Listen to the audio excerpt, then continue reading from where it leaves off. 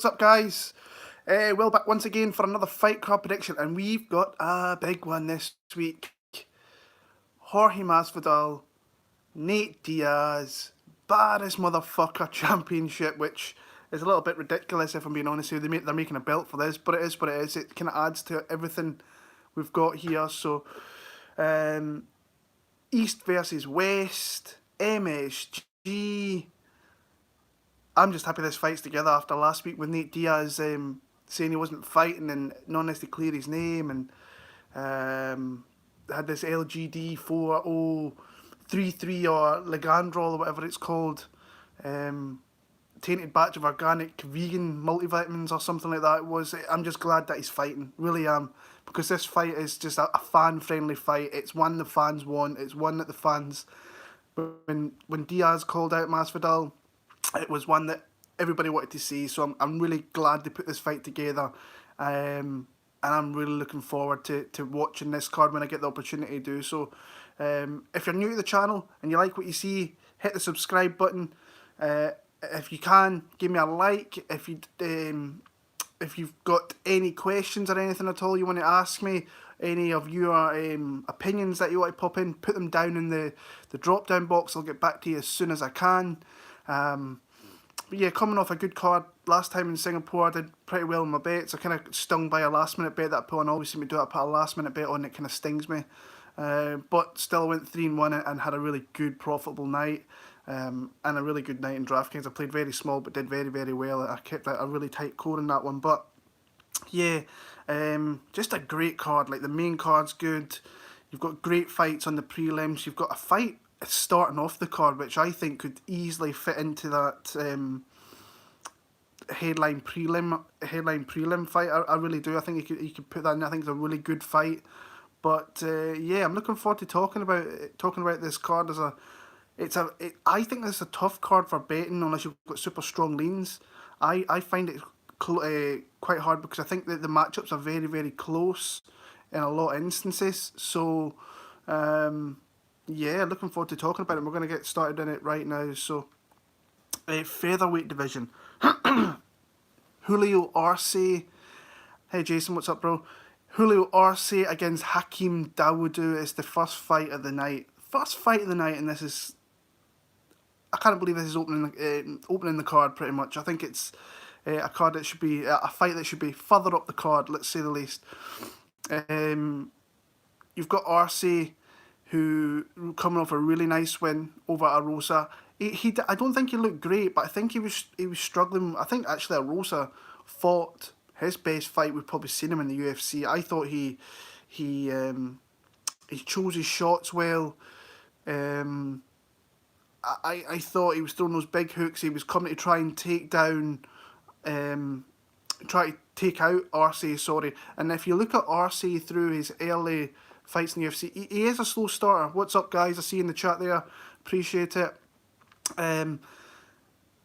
He is a little bit of a slow starter, and that's a little bit of a worry for me because he can't really make a slow start against Dawodu. And saying that, people have started to start a little bit slow against Hakeem, because when Hakeem starts to pick it up and you give him the opportunity to pick it up, that's when he can start to capitalise with leg kicks. He can slow you down.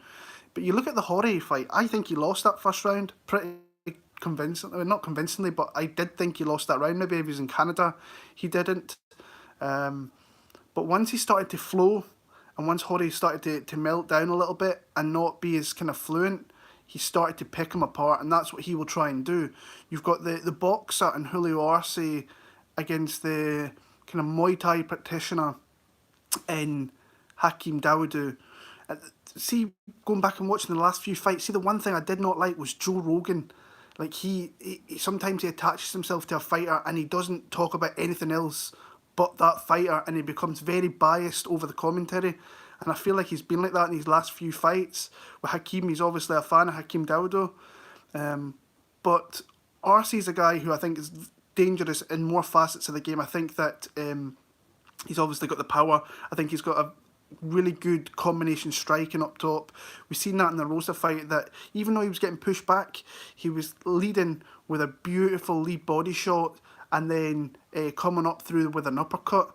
He's a classically trained kind of boxing guy who's kind of adapted it with Tiger Schulman's team, who are a really good mixed martial arts team. I think that he's got the submission advantage over someone like Dawodu. I think that speed might go to Hakeem, but honestly, I see this fight being super close. So I've seen some people I respect on Dawodu. I've got some people that I know that are on Arce. Like I said, Arce I don't think looked great last time out. I really don't. I think that Arosa fought an awkward fight, but his counter striking was really good. It didn't look good, but I think that he was always, even if he was going to win the fight, he was 30-27, going to win that fight pretty easily. But he took a few licks, a few more than I initially thought he would.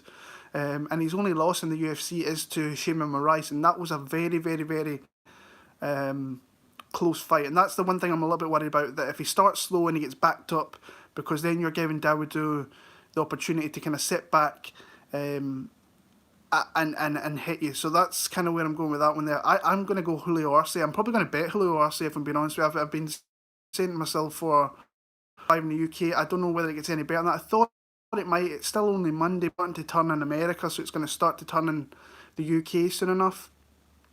But I like Arce. I think in a close striking fight, I think in New York, I think helps him in the scorecards if the rounds and the fight is ultimately close.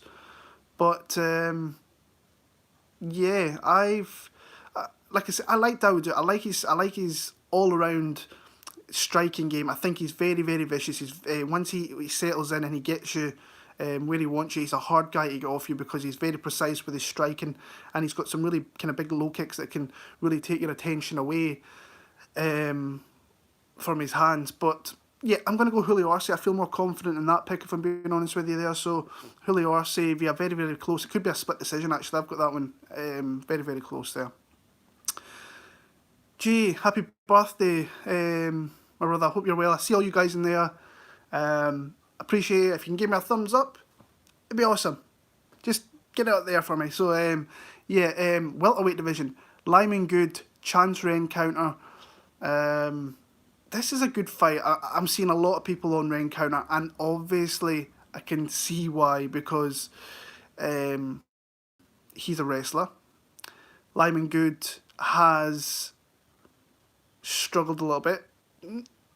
Not saying, like, you've got Damian Maia. I spoke about this guy last week. Once he gets you, once he's got your back, you just lose rounds through that. So that's going to happen. And Lyman Good, I think he totally went in there and he was like, he didn't know what to do once he was on his back. He was just waiting for Maia to really sink in that choke.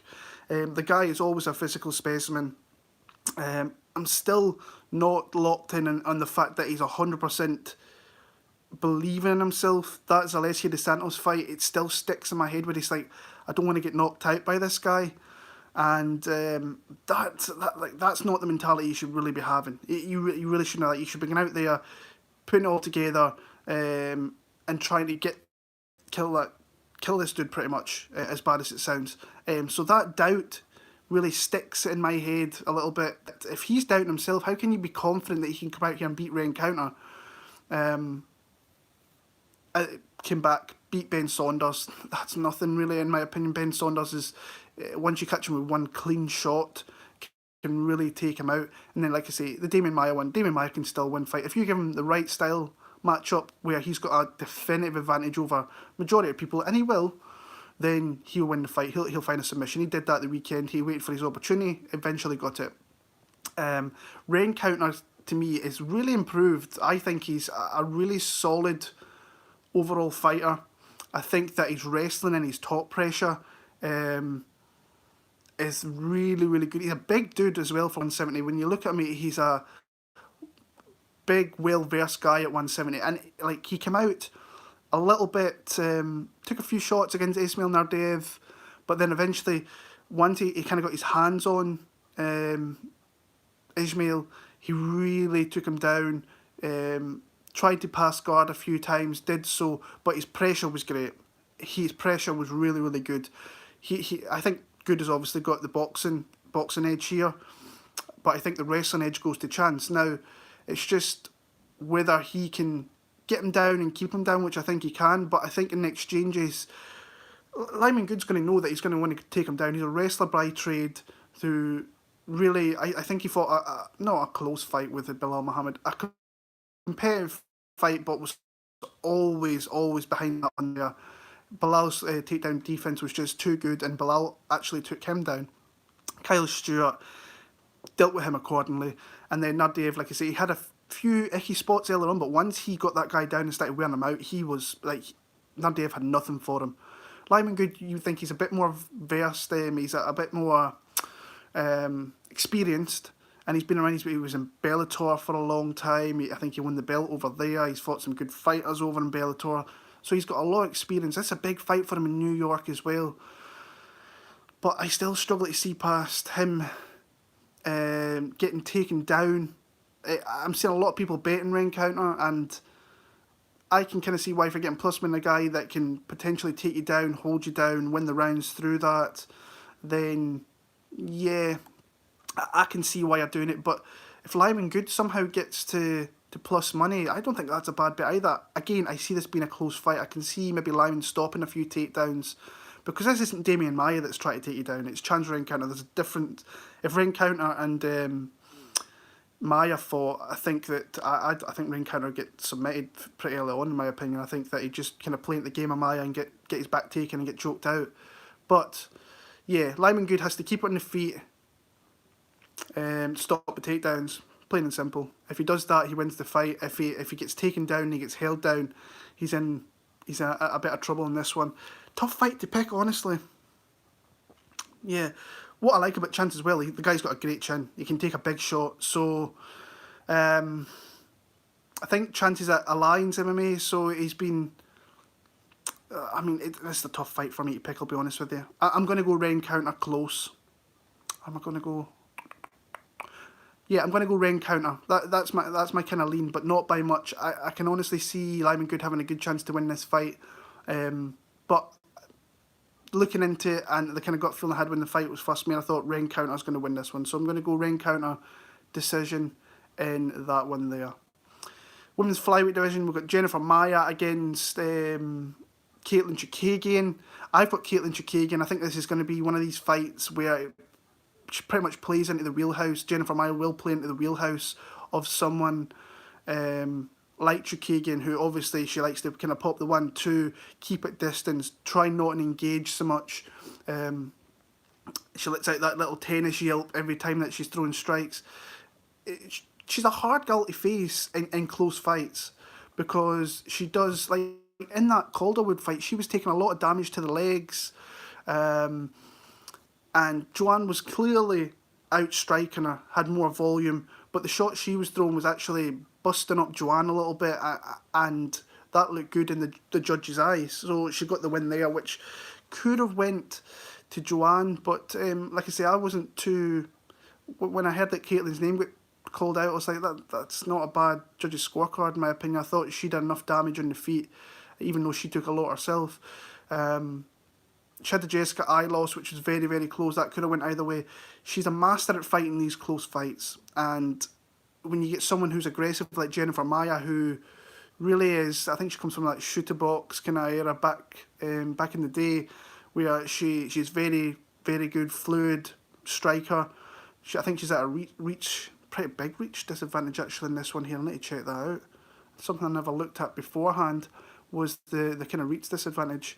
68 to 64, so not huge, but she is going to be fighting up a lot, because Chookagian is the taller fighter, so she's going to be probably trying to paper the body. Jiu-jitsu wise, it'd be interesting to see if this went to the ground, because Chookagian is a fairly decent BJJ practitioner. I think she does it with Hensel Gracie and has done for many years. And you've got Jennifer Maia, who's a black belt, obviously, because all the Brazilians that come out there are black belts, that they say. So, yeah, this is the fight on the card, which I did very little on. I watched, I think, 2 fights of each. In fact, I watched one of Chookagian, which was the Jojo one, and I think I watched 2 of Maia. I think I watched an Invicta one, and I watched one of our UFC ones. It's just one I'm not going to look at. Bet if I missed the fight, I wouldn't be too enamoured by it. I wouldn't be too bothered by it, I should be saying. But I'm going to go Chookagian, close fight. But Chookagian decision, pretty much, for me there. And if you've got a good lean in that one, then props to you. Moving on to the prelims now. In the heavyweight division, we've got Andrei Arlovski against Jairzinho Rozenstruik. This one is weird to me because I feel like I should be picking Rozenstruik, but ultimately I think Arlovski wins the fight, which I think I've said in my previous videos before. I am never picking Andrei Arlovski to win another UFC fight, but this could be a fight that maybe plays into his wheelhouse a little bit. You've got the Suriname kickboxing champion who...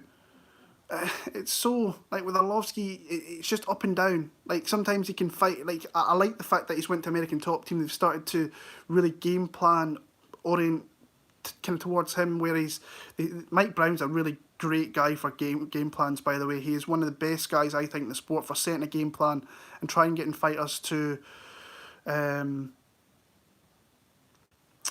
stick to that game plan. When I watch Jairzinho, I mean, you cannot take anything away from a 9-second knockout of Alan Crowder. Obviously, you can maybe take away that the guy's got big power. You look at some of these fights before the UFC, the guy's got very little grappling. I think Andrei Arlovski, if he was to go back to his wrestling chops like from years ago, now we're talking years ago, he could take this guy down, he could sit there on top pressure. I don't think Jairzinho will like get him back to his feet. Now, if they start trading, obviously you're going to go with Biggie Boy over on Jairzinho Rozenstruik. Arlovski fights with a nice long jab.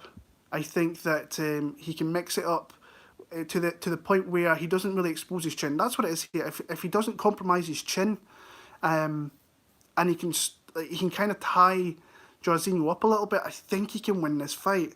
Like I say, I've went from being completely on Rozenstruik to the point where I was on Instagram speaking with Rozenstruik. I put a post up and he messaged me on Instagram and says, thank you for putting my fight out there and getting the people to see that I'm fighting a big name in New York. And I was like, good luck, I think you're going to do it. Once I started watching it, I was like, Arlovski, I think, has got an opportunity to win this fight. I really do. I think that he's got a chance to tie him up a little bit, tire him out, avoid the big shots. But then again, it's picking Andrei Arlovski to win a fight. And he's like, when was the last time? I know he won his last fight.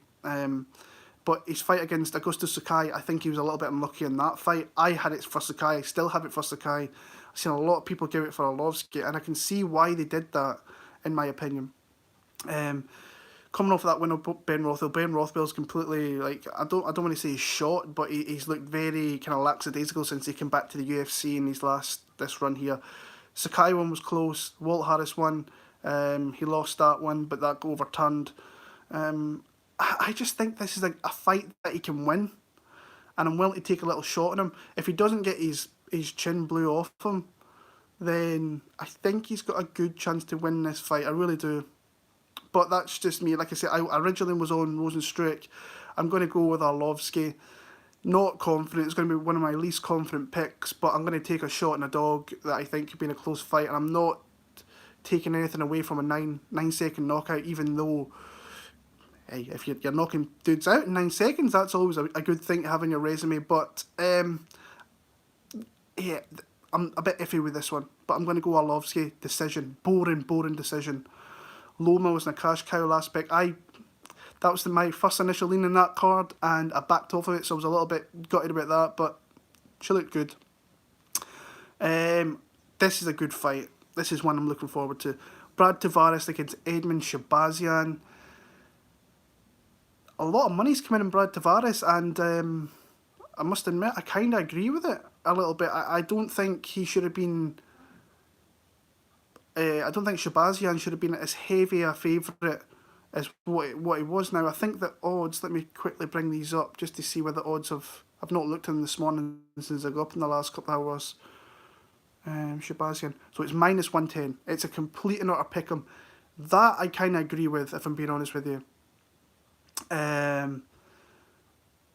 because this is a clear step up, in my opinion, in experience. I know that he's obviously fought Jack Marshman, he fought Darren Stewart, but I think Brad Tavares is a little bit more seasoned than those guys. Darren Stewart's been in the UFC for a couple of years.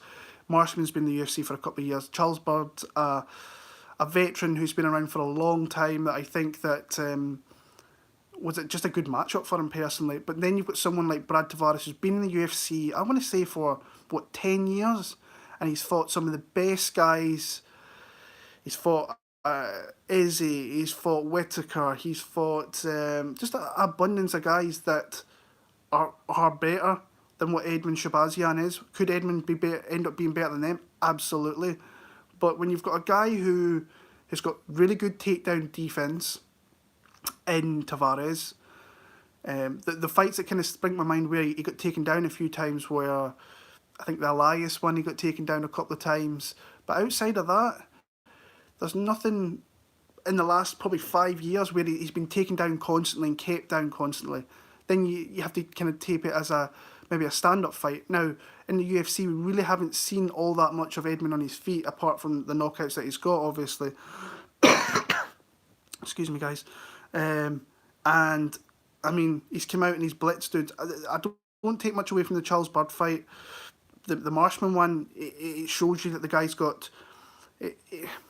It's hard to look at his fights before the Dana White Contender Show. He was knocking guys out in the first round, and that kind of says to me that he's got a lot of power, but we haven't really seen it in the UFC. The Darren Stewart one, it was very sloppy towards the end. He could have easily lost that fight. But yeah, the guy's obviously putting it all together. Take him down. I think he could probably try and take him down and look to submit. I think that's what he's going to try and do in this one here. I think in the feet, if you stick there with Brad Tavares too long, he can kind of break you down a little bit, and he can... Another guy who is just a very solid overall fighter with a lot of positives in his side. I like his footwork. I think his head movement's kind of veered off a little bit, but he's got some decent power, decent combination striking, and this is obviously a big jump. Like, I didn't realise that Edmen Shahbazyan was actually a ranked fighter. Which was a little bit, I was like, whoa, that kind of took me aback a little bit after 3 wins. So they're really pushing this kid. I know that the rankings don't really kind of mean that much, but Brad Tavares has shown he's got good takedown defense. So I think if he stops the takedown, then it's a stand-up affair. From what we're seeing on his record, you've got Shahbazyan who's murking guys in the first round. So that probably says he's got power, but that's against a lot of low-level guys when you look at the records of those guys as well. But what age is Shahbazyan? Like 21 years old? 21. About to turn 22. I mean, big step up here in my opinion against Brad Tavares. I am really worried about Tavares. He's been injury prone the last few years. I think he went into that Izzy fight, from what I hear from some certain people, he was pretty compromised in that fight with a couple of injuries. He's had a knee injury, I want to say, where he's got surgery. But wins before that over Jotko, Laties, Elias. Yeah, he's not lost many fights in the last 3 years. Can't say he's been overly kind of super active in that loss there, but yeah, I'm going to pick Brad Tavares in this one. Honestly, I think that this just might be a fight a little bit too early for someone like Edmen Shahbazyan, and now he could come out here and he could stop him in the first kind of couple of rounds. The only hesitation I've got is just coming off this layoff, but I think he's experienced enough where he's been around for a long time, and he can really not let that affect him, in my opinion. But there's a lot of love out there for Edmen Shahbazyan, I can see why. I'm just going to side on Brad Tavares to use his experience and win a very, very kind of close decision. I think that he stops the takedowns, and then I think on the feet, he's just a little bit more seasoned from what I've seen on the feet so far. But yeah, like I say, it wouldn't surprise me if Edmen comes out there and completely blitzes him and sends him out of there. But yeah, I'm going to go with Brad Tavares in that one there. Shane Burgos against Makwan Amirkhani is up next. This betting line's stupid, in my opinion. I don't understand why Burgos should be as favoured as this, because I think I can kind of see why, because I think people can see like he's got a clear stand-up advantage, which he has, but it's not to say that he could get dropped in this fight either. Like, he got dropped by Kurt Holloway. He gets super aggressive when he comes out there. He has his chin in the air. He did it against Kelvin, but that was just a beautiful knockout all in all. So, but like, he fought really close with Cub Swanson. I think Cub Swanson's definitely deteriorated a little bit there. Even against Kron Gracie, he was taking a lot of shots. His speeds went, his shot resilience just kind of went a little bit. But that's a good win to have in your record. There's no doubt about it that you're beating someone like Cub Swanson, a perennial top 5 guy who's fought the best in the sport, the best in the division. So, this guy's shown that he's got a lot of power in his strikes. Like I said, one of the things as well, and I've been watching this, and I've kind of realised over the Tiger Schulman guys, like, the corner team is very bad. Like, the Schulman brothers are really bad in the corner. It's like, you need to just go out and knock him out. Don't worry about technique. Just go out there, throw strikes, try and knock him out. And, like, I don't like the corner. They say it against Jimmy Rivera. I think the Jimmy Rivera ones is the ones that really stick out to me. Have to go back and watch in between rounds with those guys and see what the deal is with that. But yeah, like, if we're breaking down this fight, you look at Burgos on the feet, clear advantage. I don't think Makwan is even in the realm of Shane Burgos on the feet. On the ground is another thing altogether. I think Makwan can get takedowns, but then I think that you're have to be kind of really careful with Shane Burgos. I think he does have some fairly decent submission skills. I don't know what Makwan... The one fight that kind of sticks out to me with Makwan is Jason Knight. He was getting plastered on the feet. Like, he was getting knocked down, but what he could always go back to was his takedowns. But Jason Knight was the kind of guy that would give you takedowns. He was happy to sit there on his back and throw his rubber guard up and try and catch a submission, which was never, ever going to work, because Knight was just fading as every UFC fight going from there. I thought he was a little bit lucky to kind of come through that one, if I'm being honest with you. And I had big money on Knight that night, and thought that he did enough at the time, but you can see why Makwan got it.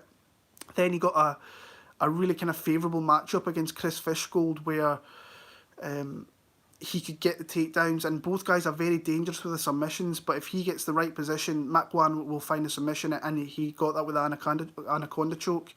But yeah, it's pretty clear here. If this stays standing, Shane Burgos rips him. If some way that Makwan Amirkhani can find a way to get this fight to the ground. I mean, Makwan's been in the UFC for 4 years, and he's only fought 4 or 5 times maybe. With his only loss being to Arnold Allen, which is not a bad loss, and that was a close fight in itself, where he got takedowns, Arnold got takedowns. And it's a guy, it's hard to see how much he's improving. You look at his kind of social media, and I think he's still at SBG, I could be wrong. Doesn't really update things all too often. But his clear path to victory here is getting takedowns and staying solid on top and trying maybe find a submission. I just don't think that Shane Burgos is going to really let that happen. But I am a little bit worried about Burgos fighting a little bit too close here. And I don't know. I am not a big fan of Makwan Amirkhani, but I think the value's on his side here 100%. If you're looking for a big dog to try and bet on, what is Makwan at? Plus 210. Jeez, oh, that's kind of crazy to me. But I've got Shane Burgos really lighting him up in the feet. I think that Makwan will try and tie him up a little bit, but ultimately I just think that the hardest shots will come from Burgos, and he'll win the fight through that. Tough fight. I feel like I want to take a shot on Amirkhani there, honestly. But gut feeling when I first heard about the fight was Shane Burgos was the first gut feeling I got, so I'm going to stick by that. I actually think he knocks him out, so I'm going to go probably... I think the first 2 rounds will be close, and maybe an early 3rd round TKO for Shane Burgos in that one there. So yeah, close. Well matched card, really well matched card. It's a hard card for betting this one. Main fight of the prelims: Corey Anderson against Johnny Walker. I'll come out and say this straight away. I was like, since I heard about this fight, I've been on Corey Anderson. I think he's got a chance to really win this fight. But then you start watching Johnny Walker, and I know we haven't seen much of him in the UFC, but that guy is scary. If you give him space and time to flow, and he throws crazy stuff anyway, you are in trouble. Big trouble. So initially, when I first heard about this fight, I go on gut feelings when I see fights coming in and being talked about. That I was like, oh, I like this fight for Corey Anderson. I think he can wear someone down like Johnny Walker. And like I say, it's a hard fight for me to pick for the simple reason that Corey Anderson as well, when you watch his fights, Corey Anderson could be winning the 2 rounds and he could still get knocked out at any time. There's a whole the West P fight sticks in my mind. He was winning that fight, eats a head kick. It seems to me that Johnny Walker at any time can throw anything and he can absolutely take your chin clean off. I've seen a lot of people going about, and I've seen CAs in the chat there, he's talking about his shoulder injury. I would guess yes, he's been in a long training camp. He was an SBG. I think he's finished his camp out in Russia. He's been fighting with a lot of Russian grapplers in this one here. But like I said, I've always been a fan of Corey Anderson's style, I'll be honest with you. I think his striking's got better as his UFC tenures went on. I think his wrestling and his grappling and his pressure is fantastic. And that's obviously what he wants to do here, because he cannot stand with Johnny Walker for too long, because Johnny throws a lot of like that Misha Sakhanov knockout. Misha gave him too much time. He was moving around, he was getting his footwork ready, and then just absolutely popped him straight in the face and knocked him out. Big knee, and then he went and absolutely blew his fucking shoulder out, which was one of the funniest things. What an absolute jackass. But yeah, I like Corey Anderson, but like I say, I've been kind of going back and forward with the simple fact that Johnny, when you watch him, he looks like an absolute specimen. But I take a lot back from before his UFC tenure. Now, fighters grow. He's only 26 or something as well, Johnny Walker, so he's going to grow into being a really big fighter. And a lot of people are going to be on Johnny Walker this week, and I can see why, because it's not knock out or bust either with this guy. I think even if he was to get taken down, I think he'd be super dangerous on the ground. He's a brown belt, and that, like I say, that's fairly decent if you're a brown belt, put it that way. But the pace, the resistance of Corey Anderson, he knows what he needs to do here. His chin can be, I don't know, it's just like, I find it's a tough fight. I'm being, probably because the last fight I watched was Johnny Walker. This was actually the last fight I did, and Johnny Walker's very fresh in the memory. But Corey Anderson, in my opinion, has a clear path to victory here, and I've been looking forward to the fight where I can fade Johnny Walker. And I'm sitting here, and I have been for the last few days, thinking, is this the fight to fade Johnny Walker? I think it is, but betting wise, I'm not going to bet it unless if it hits plus 175, that's the number I would jump in on. Plus 135, there's no, I don't see much in that, if I'm being honest with you. Saying that, I'm the kind of guy that I like plus 150, 150, 160. I like those doggone numbers. So if it gets to there, maybe. But I'm going to take Corey Anderson in this one here. I feel if Johnny doesn't get it done early, I think Corey Anderson can absolutely wear him out in the last 2 rounds. But in saying that, keep your guard up. Gian Vellante, I think, dropped him in that second round. Obviously, OSP knocked him out. So, yeah, I'm going to go Corey Anderson for the win there and pretty much put himself right in line for a title shot. Or close up top there where he could fight a Reyes or whoever else it could be. I think he deserves a bit more respect beside his name, Corey Anderson. But would it surprise me if Johnny Walker come out there and threw something crazy and knocked him out? No, it wouldn't. But yeah, I'm going to pick Corey Anderson to win this one via a decision, a hard 15-minute fight where he completely grinds out Johnny Walker. But oh my God, that's a tough fight to pick. I'm sat here thinking, you're a jackass for picking Corey Anderson because he could get absolutely starched. But that is my gut feeling was like, oh, I like Corey Anderson in this one. I think that he's going to get it done. I think he's got all the tools to really get to someone like Johnny Walker. But I think Walker's been doing the right things, going to Russia, training with those guys. Yeah, risky pick in my opinion. I'm going to go Corey Anderson though, 15-minute kind of domination. Late on, I think he wears Johnny Walker down, but be vigilant at all times against Johnny Walker. Main card time. Ooh, what a great fight this is. Kevin Lee against Gregor Gillespie. This fight got put together really, really quickly. Gillespie is one of those guys that I completely forget about because he fights, he looks so good, but then he disappears for ages. Like you just don't hear about him. He's out there fishing as he does. So yeah, if you watched the kind of live stream that I did last week, what's happening, Buffalo? Hope you're all good, my man. That fight was crazy against Yancy Medeiros. For me, that was a real eye opener. With his wrestling, with his grappling. The guy sticks to you like glue. Doesn't give you any opportunity. If he takes you down, you get back to your feet, he's going to rip you down. But you watch his hand positioning. He moves from like where he's got both hands locked, where he'll run down to a single leg. He's got the ankle rip where he'll rip you out. He'll rip the knee out from underneath you. Just to get that position where he can maybe get to your back, but he's got that wrestling mentality where he can completely just dominate you for 15 minutes if you need, 25 minutes if he needs to be. And that fight, I took so much away from that fight with Medeiros. Medeiros had nothing for him. I think he landed one strike, just got ragdolled for 9 minutes, 10 minutes of that fight. It got stopped really late on, so 10 minutes there. I think that was a mercy kind of stopping from the referee in that one there, where he was just taking a lot of strikes. He wasn't even in the fight, to be honest with you, Yancy. He tried his best, but he wasn't there. Vince Bichelle took him down at ease, past guard at ease.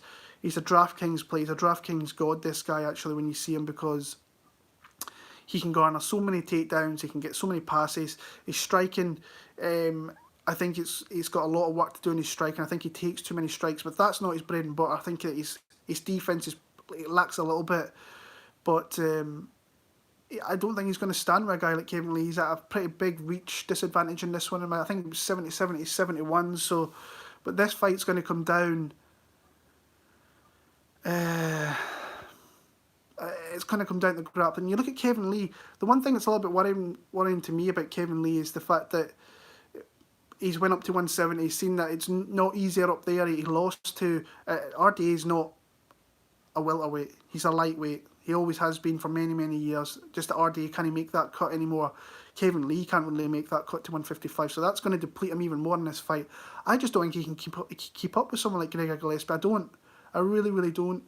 I think that Gillespie, once he starts getting his hands on him, it's going to be hard to keep off him. Now, Kevin Lee comes from a wrestling background where he's got plenty of experience of kind of ragdolling guys. He's very, very, once he gets to the back, he's very, very dominant. He's striking all right. Nothing to say. It's great. He can take a decent shot. He can give a decent shot. I mean, you look at the Hakeem fight. I know it was over 5 rounds, and the Barboza one, he landed a lot of strikes in that one, but was obviously kind of lost that fight. He won the Barboza one, but he did the chicken dance, I think, in the 4th round in that one there, where he was nearly out on his feet against Barboza, caught him with a big kick and was stumbling. You look at the Tony Ferguson one there, his grappling looked fantastic there, where he got him down, but I think he had staff going into that fight, really affected him. And Tony Ferguson's just the guy that if you start to fade against, you don't want to fade against a guy like that, because he will eat you alive, and that's what happened there.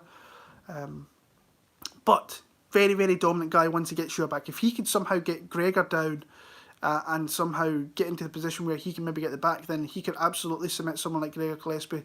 But I struggle to see past Gregor's tenacity, his pace. He's not going to strike with Kevin Lee. He's going to grapple.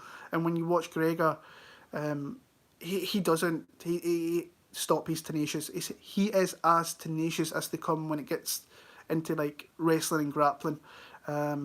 But this is a step up, a big step up. You've got a guy who fought for an interim title in Kevin Lee, who's obviously I think he's going to have Faraz Sahabi in his corner for this one. Interesting to see how that works out, having TriStar in his corner for this one. I just struggle to see past Gregor Gillespie here. So yeah, I've got Gregor Gillespie. Does he stop Kevin Lee? He could. He could wear Kevin Lee out to the point where he could knock him out or submit him. I've got him via a pretty dominant decision there, but yeah, it's hard. If Kevin Lee, I think the first round's going to be a big thing here. If Kevin Lee can stop takedowns initially, Is that going to discourage someone like Gregor Gillespie? I don't think it will, but I think it has all the the context of being a really, really, really close fight. So I'm going to go Gillespie. I'm not going to bet it. I'm going to sit back and watch and see who comes through in that one there. But I see the Pig Lord is in the chat there. What's happening, my man? He's one of the guys on Twitter who puts out great bets week in, week out. You should go and read his stuff as well. So, yeah, I'm going to go Gregor Gillespie via a very, very kind of close decision. So, yeah. Yeah, against Mr. 5, that's actually a good point. Actually, I was there in Belfast watching that, and it looked great, to be fair. So yeah, but my initial lean is going to be on Gregor Gillespie in that one there. So yeah, Derrick Lewis against Blagoy Ivanov. I'm pretty confident Blagoy Ivanov wins this fight. I think his counter striking is decent. I think his output's okay. I think Derrick Lewis can obviously sometimes he can sit back a little bit too much and just throw kind of singular strikes. It's pretty obvious that if he doesn't knock you out, you can pretty much stop this guy from doing what he's doing. Just don't get knocked out. Do what Volkov did, kind of keep him at distance. But ultimately, we've seen what happened in that one there, where Derrick Lewis was clearly down 2.5, 2 3/4 of that round, and then one big shot completely changes the game, knocks you out. But he is coming off 2 losses in a row. Got knocked out by Junior, got knocked out by DC, was well on his way to losing to Volkov. It's just about not getting hit with a big shot with Derrick Lewis. And Blagoy is a spoiler. A complete spoiler, in my opinion. He's a guy that you don't really like to watch. He's very tough. He's very durable as well. He can take a really big shot. But I think he's a decent counter striker. I think he throws out a fairly decent jab. I think he could maybe tie someone like Derrick Lewis up. I think he could possibly take him down. Obviously, with Derrick Lewis, you have to be careful once you go to the ground, because if somehow he could, I don't think he's got a sweep or reversals in his arsenal all too much, but if he gets the opportunity to be in the dominant position up top, then he can absolutely hurt you with his ground. His ground and pound's huge. You don't get that guy off you. I just like Blagoy Ivanov in this one. I think that he's like one of those spoiler fighters where, actually, see, betting on this guy, I bet against him. I thought Ben Rothwell did beat him, in my opinion, but it was close. In those close fights, you can't really take much away, or disagree with the judges so much. It's just close fight. You see how it goes, and then you kind of go from there. But I just think he can play a spoiler here. I think this is his biggest fight. I think outside of obviously GDS, plus 150 against Tuivasa. Jesus, what a line that is. That's on him. I think we could get plus money here. What's the actual odds in this fight? Is he minus 125? Did I see that? Minus 125. I can see Derrick Lewis money coming in through the week. And yeah, I think that Lewis will start to garner a lot of love from the kind of casuals.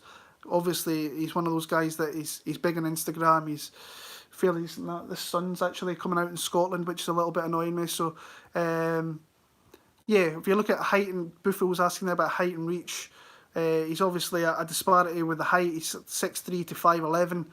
Reach is 79 to 73, fighting out the 77 to 73, and then you've got the Blagoy fighting out the kind of southpaw stance. I like Blagoy Ivanov in this one here. Like I say, if I was to get close to plus money in Blagoy Ivanov, I'd jump at that.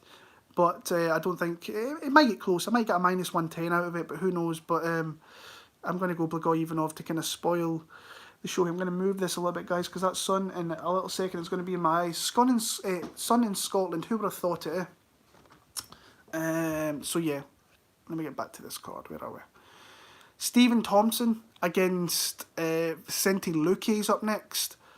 This is another one of these fights. It's kind of similar.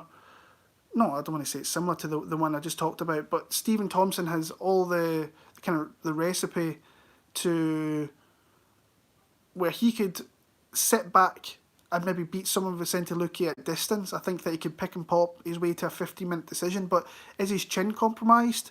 We've seen the last couple of fights there where I seen it in Liverpool when he was against Darren Till. I still think he won that fight, honestly. When I was in there, I know Mike Grundy was sat behind me, there was Cowbone guys sat behind me, and they were pretty confident that Darren Till won the fight, and obviously they thought that, but I thought it was pretty clear for Stephen Thompson. I don't think Till did all that much, but dropped him in the 5th, which was the most significant part of that whole entire fight. Then was beating up Pettis pretty convincingly. Obviously was taking out too many leg kicks, was getting compromised with that. And then Pettis kind of bounces off the cage and knocks him out. First time he's ever been knocked out cold. And that's a little bit of a worry because we know that Luque's got some really good boxing technique, big power, but he's also a guy that can get compromised with strikes. You've seen that Barberena really hurt him up in their fight. He took a lot of significant strikes in that one as well. Derrick Krantz, I think, came out there, cracked him a couple of times. Mike Perry did the same. So, but he's come through, and this is the first big fight into your top 15. If he's a top 15 guy, Leon Edwards, of course, I don't know how I forgot about that. Bilal's a top 20 guy, in my opinion. I think he's a guy that will always be around that top 20. But this is a massive step up from the Leon Edwards is definitely a top 5 guy. There's no doubt about it. He's putting his skills together. He wins a fight soon enough. He's probably next in line for a title shot. He could be. But when you look like Nico Price, I don't shit on Nico Price, but I predominantly pick against him most times, and he finds a way to win. Charlie Preece knocked out easy. Jalen Turner, nah. That was just, that fight should never been put together. Barberena, toughest to come, super durable. He had his spots in that fight. I think he could have probably won that fight if it went to the judges' scorecard. Derrick Krantz showing that he got a takedown on him. I think he got a takedown on him actually. Let me check that. Don't want to say something and then it not being true. Yeah, he did. And then you've got Mike Perry, who's just a punching bag. And that's kind of what that fight was. It was a back and forth, kind of two guys just swinging leather at one another. Really wasn't much else but that fight, but it was a great fight nonetheless, and fought very close. I just think that if Thompson doesn't get his chin checked, then I think he can not coast to a decision win here, but I think that he's got a good opportunity to win via decision. Vicente, I think if he was to get it to the ground, in fact, thinking about it now, with his chin deteriorating, obviously I don't know how I managed to forget about the Tyron Woodley fight, because he took a lot of big damage in that fight there as well. So yeah, for me, when I just look at this, I think that I'm more on Thompson's side. I think he's going to rebound here. I think he's going to fight super safe, -110. I think that's value actually. Yeah, I agree with you, Pig Lord. Yeah, I've got Thompson here. I think he fights at distance. I think he frustrates someone like Vicente Luque. I think he's the more cleaner of the two strikers overall with his feet and with his hands. I think he's going to use a pretty heavy kicking game here to keep Luque away. Yeah, I like Stephen Thompson via decision here. I think it might be a bit of a boring fight. I think, like I say, Thompson will fight a safe fight here, but I've got him to win here. So yeah. The co-main event, Kelvin Gastelum against Darren Till. I've been kind of a little bit of a bitch with this fight. I've been flipping back and forward. I've went from saying to friends, I think Darren Till's going to knock him out, and then I'm thinking Kelvin Gastelum's going to a bad matchup for him, and that's ultimately as the last 2 weeks have kind of come into it. I think Kelvin Gastelum is a bad fight for Darren Till. I think that it's just not a great matchup for him. But Darren Till doesn't shy away. He wants to face the best guys. Obviously, he is I've seen Darren Till. I've stood beside him. I've spoken with him many times. I've been in his gym when he's been training. The guy is massive. How he made 170. I've no idea. He's absolutely massive. Now going up to 185, having that extra 15 pounds in his body. I'm not... I think he should have had an easier fight to introduce himself to 185. I think Gastelum is a tough fight to move into this division. And both guys are coming off, I don't want to say career-changing knockouts, because Darren hasn't really been starched all too much outside of the Woodley one, where nothing really happened in that fight, and he got he got submitted in that one. But the knockout from Masvidal was nasty. That was a nasty knockout. I said then I think he should take a good year off. Then he went over to Spain. He decided to wreck shop over there in a taxi and in a hotel and everything else. So I'm going to move this. Sun's moving. And then you've got Gastelum, who's coming off that fight of the year against Izzy. Took a lot of big shots in that one. And ultimately, the resilience and the durability went in the 5th round. And he was compromised from there. But if Darren Till can't pressure you, then you can get him. That's what he is. If you let Darren pressure you, then that's when he can get his strikes off. If Kelvin can pressure him a little bit, which I think he can through his wrestling, I really hope he uses his wrestling here, because I think he's got a massive advantage against Till. Now Till, like I say, he's a big boy. It's going to be hard to get down, but I think he's a guy you can tie up against the cage, and you can try and get him down from there. If they fight at distance, I think Darren Till could definitely start to pick him a little bit, because he's obviously the bigger dude. I think he's got the bigger reach. But ultimately, I just see the pressure of Kelvin Gastelum being the main factor here. Like I said, I like him to get takedowns if he decides to use it. I like Kelvin Gastelum in this spot. Now, I do think the line is a little bit... I'm not sure about the line here. Plus 170, I've seen it higher. I've seen it higher than that as well. Minus 200 in Gastelum, I want no part. I don't think he's a black belt, no. I don't think he's a black belt. I could be wrong on that one, though. Minus 200 Kelvin, I want no part in that whatsoever. So the value, in my opinion, is on Darren Till's side. It's just whether you think that... whether he's going to get that shot off, because I think if it goes 15 minutes, I think you would probably be on the side of Gastelum, in my opinion. Obviously, everybody over here in the UK is all on Darren Till. He might be a black belt, though, and I don't know, but I think maybe it's been mentioned that he has, but nah, I don't know. But everybody over here in the UK is obviously on Darren Till. Being a Scot, we'd like to kind of see your English and so do quite well. I just think there's a bad matchup for him. I've got Darren Till to get pretty much dominated here, or a 15-minute affair in this fight. So I've got Kelvin Gastelum via decision there. In fact, he might get knocked out. I don't know. But I've got Kelvin Gastelum to win the fight. And the main event of the night, you've got Jorge Masvidal against Nate Diaz for the baddest motherfucker on the planet belt, whatever they're doing. I still can't believe they're making a belt for this fight. It's kind of crazy. Yeah, this is I don't know why. Like, I've never been super high on Nate Diaz or the Diaz brothers. Obviously, you love watching them fight because they don't give two shits. They come forward, they flip the bird, but sometimes that's enough to distract opponents, where it kind of puts their mind off kilter a little bit, and it gets in people. And then there was the whole thing last week with Nate testing positive for something, and then, like, can you believe how quick that was? Like, so that happened on Wednesday, Thursday, and then the UFC were like, they realised the cash cow's going to go, and this event's going to hit the pan. And then, like, a few days later, they're saying that Diaz is absolutely... It was tainted. And you think about, if they could do that for every fighter, how quick they turned around for Diaz there. It's just a little bit shady, in my opinion. But when you look at the matchup, I'm happy to see Masvidal getting a spot like this. The guy's been around for so long.